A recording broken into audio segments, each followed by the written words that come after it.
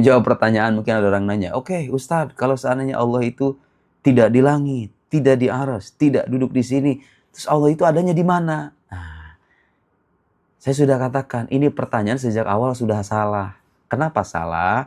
Karena dia memungkinkan kebertempatan sesuatu yang tidak bertempat, gitu loh.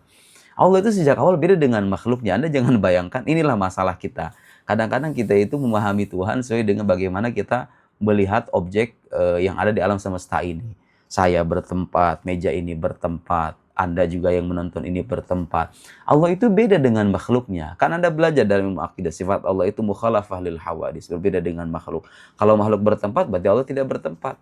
Sama kelirunya dengan pertanyaan siapa yang menciptakan Allah. Itu pertanyaan salah, karena yang namanya Allah itu tidak tercipta. Masa Anda menanyakan keterciptaan atau memungkinkan keterciptaan sesuatu yang tidak tercipta, itu gimana? Itu pertanyaan kan nggak logik ya. Pertanyaan salah, kalau kita jawab juga ya salah.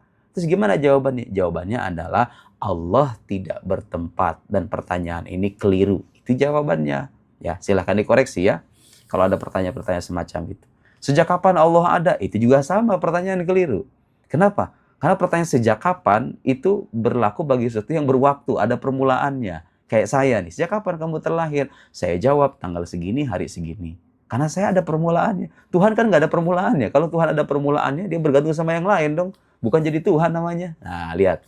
Kalau bicara akidah itu, saudara, harus menggunakan argumen rasional, harus menggunakan argumen tekstual. Ada dalil akli, dalil nakli.